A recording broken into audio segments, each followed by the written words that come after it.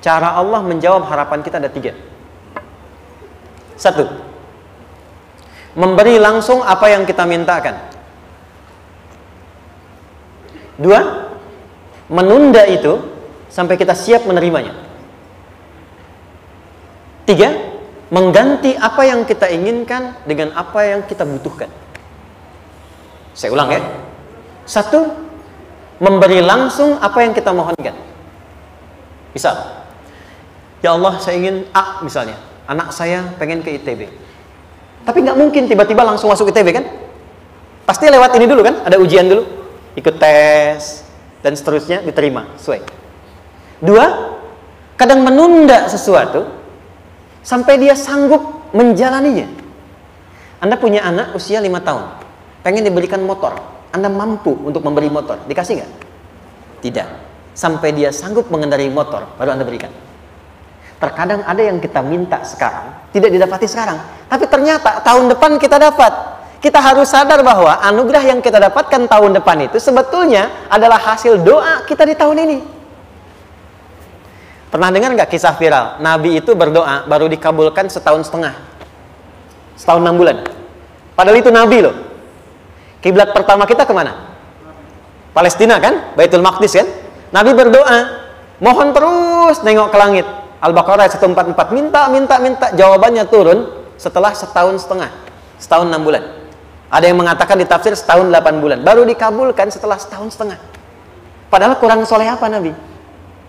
Nabinya siap, mungkin umatnya yang belum siap. Nabinya siap, tapi ada tantangan di masyarakat yang tidak mudah, yang mungkin bisa meruntuhkan dakwah, baru dikabulkan setahun setengah.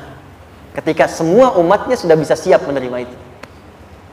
Boleh jadi apa yang diminta orang tua sekarang terkabulnya mungkin belasan puluhan tahun pada anaknya yang nomor sekian. Tahu Imam Syafi'i?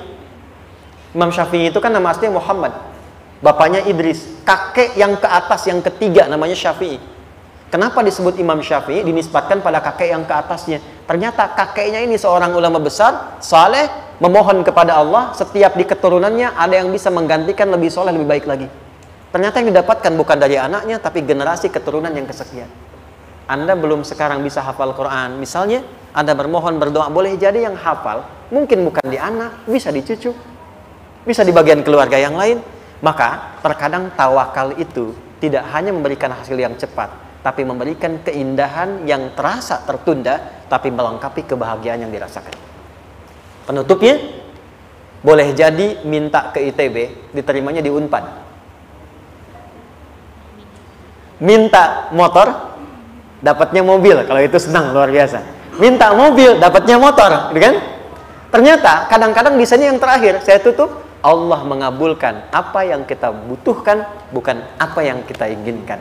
Anak Anda sakit, dibawa ke dokter, kata dokter jangan dulu makan jeruk.